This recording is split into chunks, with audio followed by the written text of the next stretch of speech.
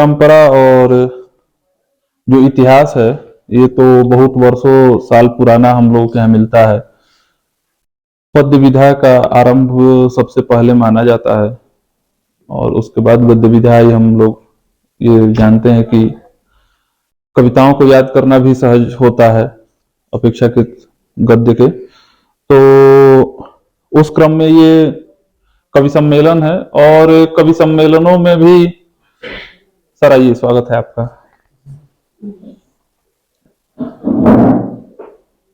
मंचीय कविताओं की एक अपनी अवधारणा होती है। सर आ गया जी, अच्छा। तो उसी क्रम में ये कवि सम्मेलन है और पूर्व में भी जितने भी हमारे कार्यक्रम होते रहे हैं उसमें एक न एक कवि सम्मेलन होता रहा है और इसमें जो चोटी के कवि हैं वो लीलाधर मंडलोई हों, ऐसे तमाम लोग जुड़ते रहे हैं और राकेश रेणु जी हों, दूसरे भाषाओं के कवि भी जुड़ते रहे हैं, पी रवि जुड़ते रहे हैं। तो उसी क्रम में ये कवि सम्मेलन है। हम मुट्ठी भर लोग जरूर हैं, लेकिन इस दौर में हम लोग ये बैठ के कार्यक्रम कर रहे हैं कोविड के बाद। इस दौर में हम लोग हैं जिस दौर में कोई किसी की नहीं सुन रहा है, आप लोग हमारी सुनेंगे और हम लोगों की सुनेंगे, बहुत अच्छी बात है। और मंच पे कवि विराजमान हो चुके हैं, तो बिना मैं समय गवाए उत्तराखंड से तीन लोग दिख रहे हैं। तो आप लोग जानते होंगे, एक यहीं के कवि हुए गिरीश तिवारी गिरदा, उनकी बहुत एक प्रसिद्ध कविता है जिस पर भट्ट सर ने भी बोला और वहां आए तमाम लोगों ने बोला, पहाड़ की संस्कृतियों पे और जो पर्यावरण के समस्याएं हैं, जो भूस्खलन हो रहे हैं और तमाम चीजें नष्ट हो रही हैं। तो आप ये समझिएगा कि कवि सम्मेलन की भूमिका में और एक जो पहले कवि को जो मैं आमंत्रित कवित्री हूं उनको आमंत्रित करने की भूमिका में ये मैं बस कविता सुना के और कवि सम्मेलन अध्यक्ष जी के आदेशानुसार शुरू करूंगा। उनकी कविता है कि एक तरफ बर्बाद बस्तियां एक तरफ हो तुम, एक तरफ बर्बाद बस्तियां एक तरफ हो तुम, एक तरफ डूबती कश्तियां एक तरफ हो तुम, एक तरफ है सूखी नदियां एक तरफ हो तुम, एक तरफ है प्यासी दुनिया एक तरफ हो तुम। अजी वाह क्या बात तुम्हारी, तुम तो पानी के व्यापारी, खेल तुम्हारा तुम ही खिलाड़ी, बिछी हुई ये बिसात तुम्हारी। और ये पंक्तियां काफी कोट होती हैं, अलग अलग नामों से कोट होती हैं, जबकि इनकी कविता है ये साहित्य में समय समय पर होता रहा है। और आज शायद हम लोगों में से किसी को याद रहा हो ना याद रहा हो, लोग नहीं बोले, आज प्रेमचंद जी की पुण्यतिथि है। तो उस पुण्यतिथि पे हम लोग ये कवि सम्मेलन बहुत अच्छा सौभाग्य हुआ है कि हो रहा है। वो लिखते हैं कि सारा पानी चूस रहे हो, नदी समंदर लूट रहे हो, गंगा यमुना की छाती पर कंकड़ पत्थर, गंगा जमुना की छाती पर कंकर पत्थर कूट रहे हो, उफ तुम्हारी ये खुदगर्जी, चलेगी कब तक ये मनमर्जी, जिस दिन डोलेगी ये धरती, सर से निकलेगी सब मस्ती, महल चौबारे बह जाएंगे, खाली खौबर रह जाएंगे, बूंद बूंद वो तरसोगे तब, बोल व्यापारी तब का होगा, नगर उधारी तब क्या होगा। आज भले ही मौज उड़ा लो, नदियों को प्यासा तड़पा लो, गंगा को कीचड़ कर डालो, लेकिन डोलेगी जब धरती, बोल व्यापारी तब क्या होगा, वर्ल्ड बैंक के टोकन धारी तब क्या होगा, योजनकारी तब क्या होगा, नगर उधारी तब क्या होगा। एक तरफ है सूखी नदियां एक तरफ हो तुम, एक तरफ है प्यासी दुनिया एक तरफ हो तुम। तो इस कविता से मैं इस कवि सम्मेलन की शुरुआत माननीय अध्यक्ष जी से चाहूंगा कि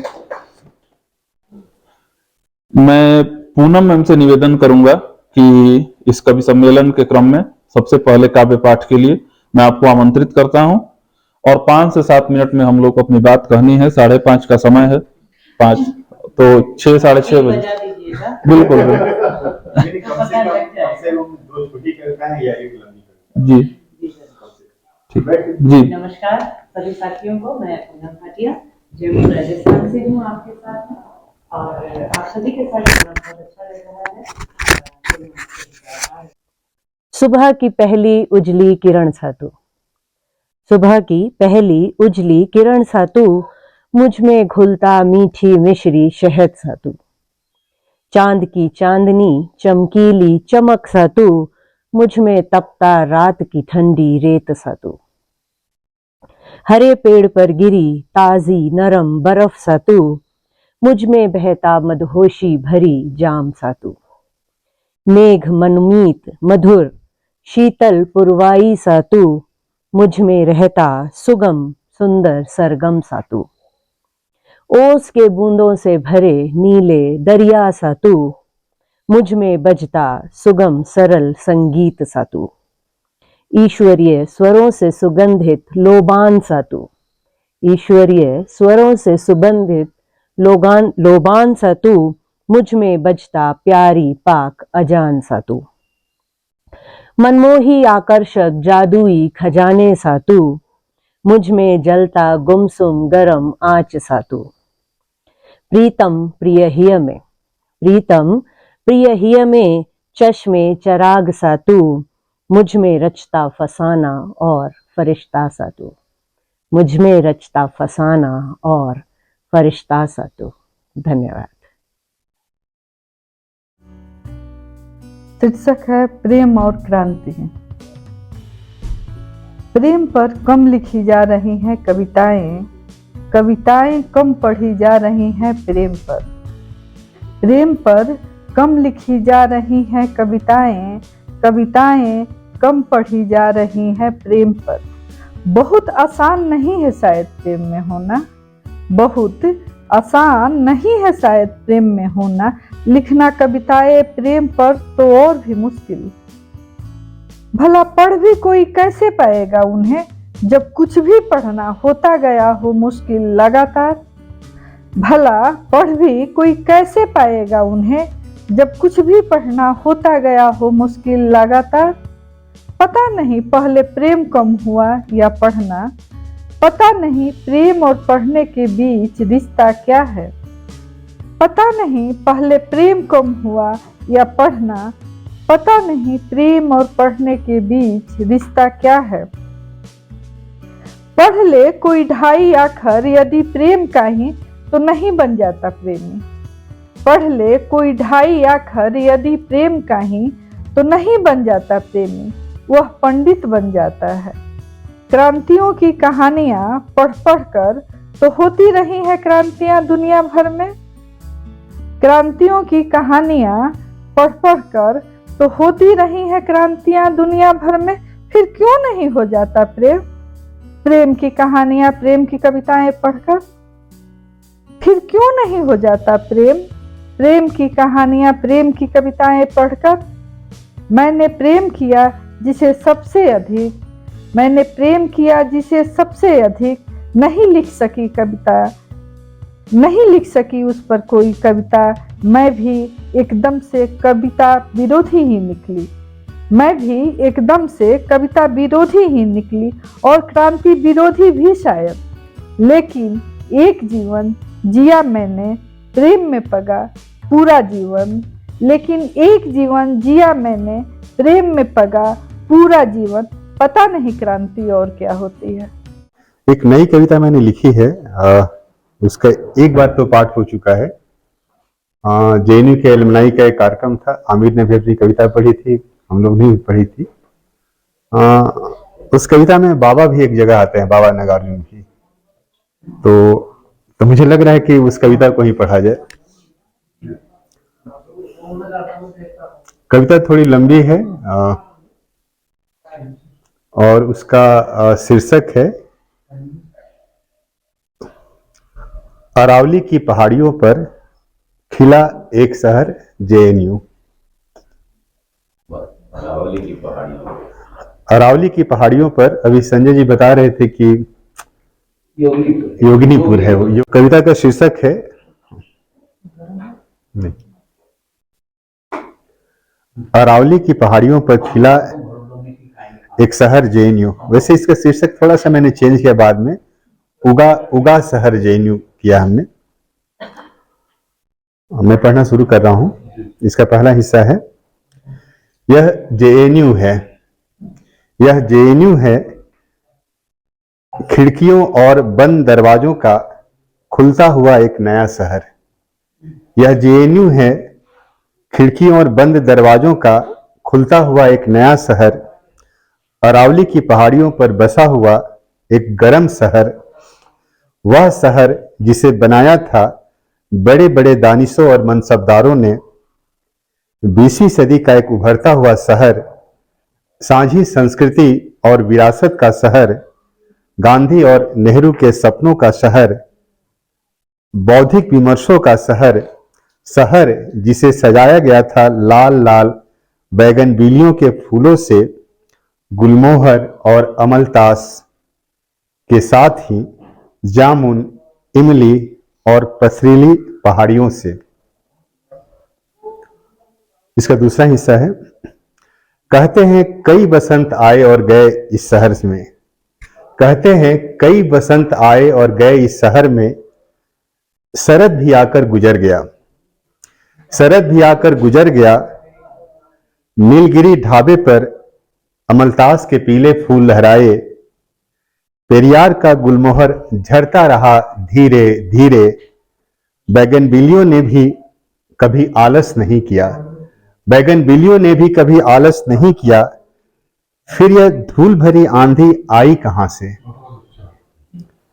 फिर यह धूल भरी आंधी आई कहां से, पूर्वांचल की उतरती हुई पहाड़ियों के बीच यह दरार कब आ गया,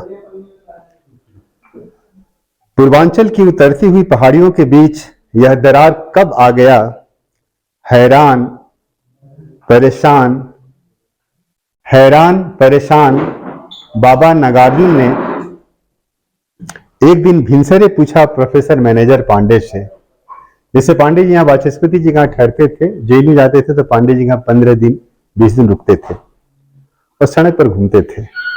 हैरान परेशान बाबा नागार्जुन ने एक दिन भिनसरे पूछा प्रोफेसर मैनेजर पांडे से, यह क्या हो रहा है तुम्हारे जेएनयू में मैनेजर पांडे, यह क्या हो रहा है तुम्हारे जेएनयू में मैनेजर पांडे, कहां हो आजकल, लाइब्रेरी में भी नहीं दिखते, सेंटर आना छोड़ दिया है क्या, कहां गए नामवर सिंह और मोहम्मद हसन,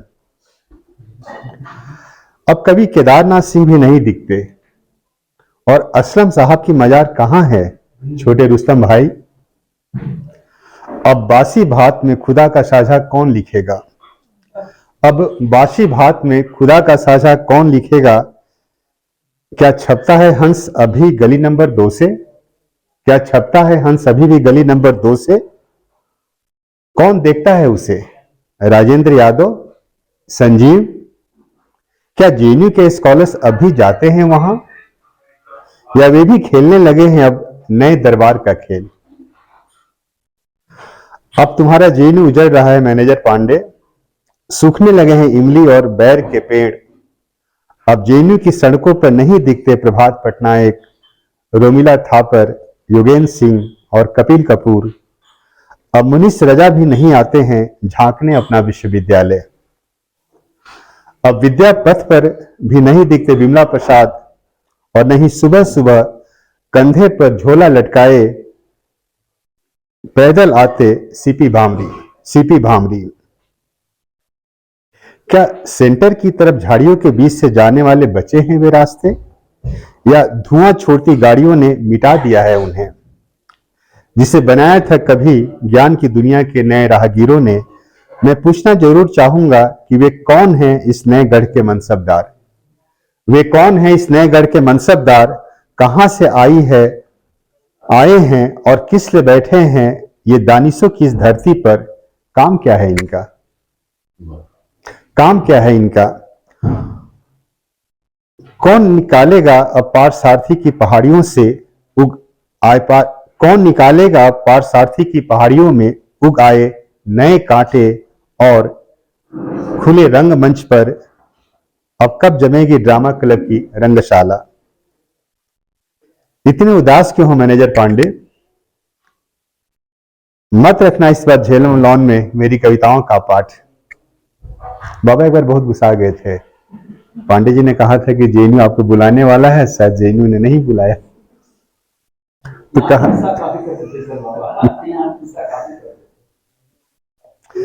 इतने उदास क्यों मैनेजर पांडे, मत रखना इस बार झेलम लॉन में मेरी कविताओं का पाठ, वर्ष तो आएंगे और जाएंगे पर जरूरी है कविता, लिखी है मैंने भी जेएनयू पर एक नई कविता, कभी पढ़ना फुर्सत में।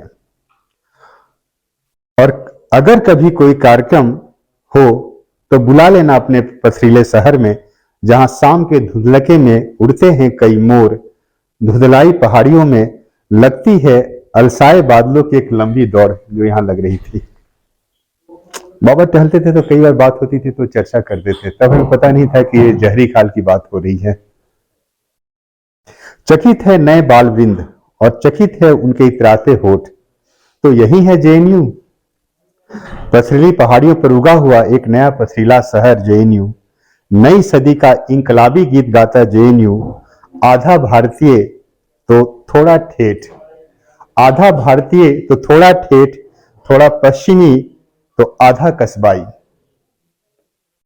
इसका तीसरा हिस्सा है, यह जेएनयू है महाराज जेएनयू, 20वीं सदी का उभरता हुआ लोकतांत्रिक जेएनयू, भारतीय लोकतंत्र का जेएनयू, नई सदी के मायावी लोकतंत्र का दम निकालता जेएनयू, नई सदी के मायावी लोकतंत्र का दम निकालता जेएनयू, आवारा पूंजी से निकले हुए बिगड़ैल लोकतंत्र की गर्दन पर बैठा जेएनयू, सर्वहारा की छाती पर क्रूर पूंजीवाद से दो दो हाथ करता जेएनयू, कभी ना खत्म होने वाली दानिशी बयार बहाता जेएनयू, इतिहास के क्रूर और भ्रामक शब्दों के खिलाफ नारा लगाता जेएनयू।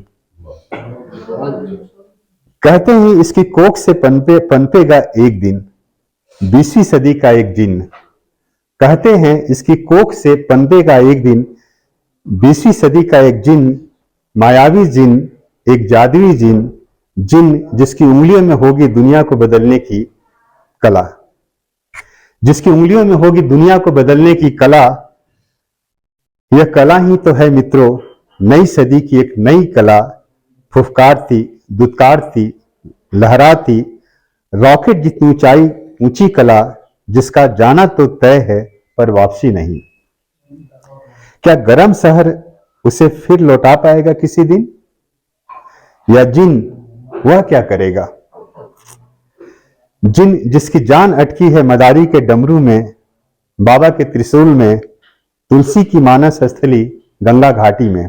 बहुत अच्छा है, बहुत अच्छा है।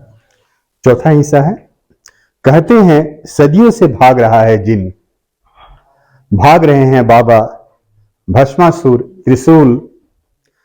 अब जनपद की राहों पर फिर से छा गई है एक बेचैनी, दुविधा, द्वंद, गढ़ बचेगा या जाएगा, गढ़ बचेगा या जाएगा। क्या बाबा नागार्जुन और त्रिलोचन फिर आएंगे जेएनयू की धरती पर? क्या बाबा नागार्जुन और त्रिलोचन फिर आएंगे जेएनयू की धरती पर? यह अच्छी बात थी कि बाबा नागार्जुन पांडे जी के यहाँ ठहरते थे, त्रिलोचन केदार जी के यहाँ ठहरते थे, और दोनों खूब सड़क पर घूमते थे, और हम लोग भी साथ साथ घूमते रहते थे। गरम पहाड़ियों पर क्या फिर बरसाएगी, गरम पहाड़ियां क्या फिर बरसाएगी आग के गोले, और वसंत क्या फिर आएगा अरावली की पहाड़ियों पर, नीलगिरी ढाबे की प्यालियों में, कवि प्रमोद तिवारी की कविताओं में क्या पेरियार के गुलमोहर फिर झड़ेंगे, अमलतास के पीले फूलों का क्या होगा, क्या फिर बोराएंगे आचार्य द्विवेदी के निबंधों में आम। आखिरी हिस्सा है, अब चुप है धरती, यह अब चुप है यह धरती और नीला आसमान, शांत है हवाएं, मिट्टी की महक, आग की दहक, स्थिर जल। क्या यह पंचभूति है जो समा गया है जेएनयू की धरती में? एक हमारे कार्यक्रम हुआ था पंचभूत को लेकर के। बंद दरवाजों के बीच से झांकती है, बंद दरवाजों के बीच से झांकती हैं दो नीली आंखें, चतुर आंखें, बड़े बड़े शिक्षों के पीछे खड़ी दो आंखें, उधर नए गढ़ की मुंडेर पर बैठी गोराएं, लौट जाती है बार बार शिक्षों से बने लोहे के बंद दरवाजों, नए बंद दरवाजे, देखती है कातर निगाहों से, दक्षिणी कोने में बैठी दो नवजात आंखें करती है इंतजार, दूर खड़ा लाल दरवाजे का पहरेदार चिल्लाता है जोर से, सावधान सावधान, मत बढ़ो उधर पथिक, मत बढ़ो। बंद है नए गढ़ के सभी दरवाजे, आंखें देखती है बार बार नीले आसमान में तैरते बादलों को। बंद हो गए नए दरवाजों को, अंदर का पहरेदार चुप है, शांत है उसकी ध्वनियां। धीमी पड़ती धड़कनों से आती है एक दूर की आवाज, सावधान परिंदे सावधान, वक्त बदल गया है। उठा लो नए गढ़ की दीवारों से अपने घोंसले, क्या सुनी नहीं तुमने फरमान? किसने कहा था तुम्हें गढ़ की दीवारों पर बनाने अपना घर? उड़ो खूब उड़ो आसमान में भागते बादलों के साथ, काले सफेद बादलों के साथ, दुनिया भर के बादलों के साथ, नीले आसमान को ललकारते बादलों के साथ, परदेश गए बादलों के साथ। ढूंढो रामगिरी से हिमालय की तरफ दौड़ते कालिदास के मेघ के साथ। पर यह गढ़ अब नहीं रहा तुम्हारा, लौट जाओ अपनी दुनिया में। रामगिरी से यक्ष भी तो गया था एक दिन हिमालय बनाने एक नई दुनिया। तो कविता यही समाप्त होती है। आप लोग जो लोग भी जेएनयू गए होंगे, मैं पहली कविता सुनाना चाहता हूँ। इस कविता का उन्वान है जंग में जाते सिपाही को अलविदा कहती स्त्री के नाम। चौतरफा गूंजते सायरन के बीच जंग में जाते एक हथियारबंद सिपाही को सरेराह गले लगाने वाली स्त्री, जो उसकी माँ हो सकती है या कि बहन, प्रेमिका हो सकती है या कि दोस्त या कि फिर पत्नी, से बेहतर भला कौन जान सकता है कि हर अलविदा एक यात्रा की समाप्ति है। बिल्कुल, बहुत बढ़िया। सर ने जेएनयू पर कविता सुनाई, तवील कविता है। तो जो लोग जेएनयू में आए हैं और खास करके वसंत के मौसम में, तो जेएनयू के वसंत पर एक कविता है। इस कविता का उन्वान है जेएनयू में वसंत। दिल को बहुत अजीज है आना बसंत का, ये जितेंद्र मोहन सिंह रहबर की एक पंक्ति है। कविता शुरू होती है, 3 अक्षरों और एक बिंदी के मेल से बना महज एक शब्द नहीं है वसंत, बल्कि यह उम्मीद, उमंग और उत्साह की धुनी में रंगे दरख्तों के यौवन को अपनी पूर्णता में महसूस करने का उत्सव है। कुदरत इन्हीं दिनों किसी मुसव्विर की मानिंद बड़ी चाव से धरती का श्रृंगार करती है। इन्हीं दिनों दरख्तों का माजी जमीन से जा मिलता है और उनका वर्तमान टहनियों पर इठलाता रहता है। अरावली पर्वत पर किसी कविता से रचे बसे जेएनयू में वसंत, 2 रुया कतार में खड़े बोगनवेलिया के सुर्ख गुलाबी और बेनाम के जर्द फूलों से बनी कमीज पहन कर आता है। जेएनयू में वसंत का आना गोया आफाक से नूर का बरसना, जेएनयू में वसंत का आना गोया फजा में बिखरी फकीरों के कमंडल से छिटकी कोई अंबरी हवा, जेएनयू में वसंत का आना गोया हरम में दिल से निकली कोई दुआ, जेएनयू में वसंत का आना गोया किसी महफिल सुखन में खुसरों का यूं कहना कि अम्बा फूटे टेसू फूले, कोयल बोले डार डार और गोरी करत सिंगार। जेएनयू में वसंत को देखकर मुझे याद आता है कि यही वह ऋतु है जिसमें कवि को पृथ्वी उस बच्चे के समान जान पड़ती है जिसे कविताएं मालूम है। और इन्हीं दिनों एक दीगर बुजुर्ग कवि फूल से झरती पंखुरी को देखकर पार्था सारथी की चट्टान से टेक लगाए यह तस्लीम करता है कि उसके भीतर वसंत गाता है। वसंत बदलाव का प्रत्यक्ष प्रमाण है। बहुत बढ़िया, बहुत ही बढ़िया। 2 तवील कविताएं सुनाना चाहूंगा और थोड़ा सा समय लगेगा अगर आपकी इजाजत हो तो। इस कविता का उन्वान है एक अलम नसीब बेटे की कविता। अलम नसीब बोलते हैं बदनसीब को। अपनी मरहूमा माँ के नाम जिसकी मिट्टी में शरीक न हो सकने का मलाल हमेशा मुझे कचोटता है। एक बार फिर से।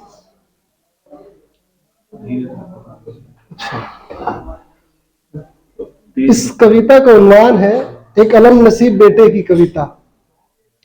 अपनी मरहूम माँ के नाम जिसकी मिट्टी में शरीक न हो सकने का मलाल हमेशा मुझे कचोटता है। एक कवि जिसने धरती पर हल्लुमा कलम से कविता लिखी, रोशनी नुमा कलम से चंद्रमा को गिटार में बदला, समंदर को शेर की तरह कोड़े नुमा कलम से आकाश के पिंजरे में ला खड़ा किया और सूरज पर कभी भी किसी भी वक्त भरोसे नुमा कलम से लिख सकता था वह कविता अपनी रगों में कतराए खून के दौड़ने तक कहता था मां पर नहीं लिख सकता कविता। मिट्टी से राख में तब्दील हो दरिया में बहाए जा चुके अपने इस पूर्वज कवि से कहना चाहता हूं कि गुस्ताखी माफ हो मेरी, धरती पर कोई कविता नहीं लिखी मैंने, चंद्रमा को भी गिटार में नहीं बदला, समंदर को भी शेर की तरह आकाश के पिंजरे में कभी खड़ा नहीं किया, और सूरज पर कभी भी नहीं लिख सकता मैं कविता। बावजूद इसके रगों में अपनी कतराए खून के दौड़ने तक मैं बारंबार माँ पर लिख सकता हूँ कविता। ताजिंदगी करीमतर रहने वाली मेरी माँ, करीमतर बोलते हैं दयालु, ताजिंदगी करीमतर रहने वाली मेरी माँ एक मध्यम वर्गीय किसान परिवार में पैदा हुई और अपने पिता की जिद के चलते अपनी बड़ी बहनों की तरह 20वीं सदी की आखिरी दहाई में एक मजदूर कम कबूतरबाज ज्यादा पुरुष से ब्याह दी गई। माजी की कुर्सी पे आसीन हूं और कुर्सी छोड़ करके जिस तरीके से मैंने झेला है वो मैं उसकी कुछ पंक्तियां कि एक दिन अपनी कुर्सी छोड़ अफसरी की मर्यादा तोड़ मेज के उस पार बैठा देख रहा था दफ्तर का कारोबार कि कमरे का दरवाजा धीरे धीरे डोला, कुर्सी खाली देख किसी ने झट से पूरा खोला और मुझसे मैत्री भाव से बोला कि बंधुवर क्या आपको है इसकी खबर कि कहाँ गए हैं और कब तक आएंगे स्टेट ऑफिसर। तब मैं बोकारो स्टील प्लांट में स्टेट ऑफिसर हुआ करता था, पहले की बात है कि बंधुवर क्या आपको है इसकी खबर कि कब तक आएंगे, कहाँ गए हैं और कब तक आएंगे स्टेट ऑफिसर। मैंने कहा फरमाइए, अपना काम बताइए, अंदर तो आइए। उसने त्योरी चढ़ाई, बोला मेरे भाई पहले मेरे सवाल का दोगे जवाब। मैंने कहा अपना काम तो बताएं जनाब। उसको गुस्सा आया, आंखें तरेर गुराए, बोला पागल हो, समझ लो या हो तुम बदतमीज, बजाय उत्तर देने के पूछे जा रहे की। मैं झट से अपनी कुर्सी के करीब आया, यह देख वह सकपकाया, घबराया, हकलाया कि क्षमा करें श्रीमान मैं पहचान न पाया, क्षमा करें श्रीमान मैं पहचान न पाया। मैंने उस आगंतुक को किया प्रणाम, फिर कुर्सी को किया साष्टांग कि धन्य हो हे अधिकारी।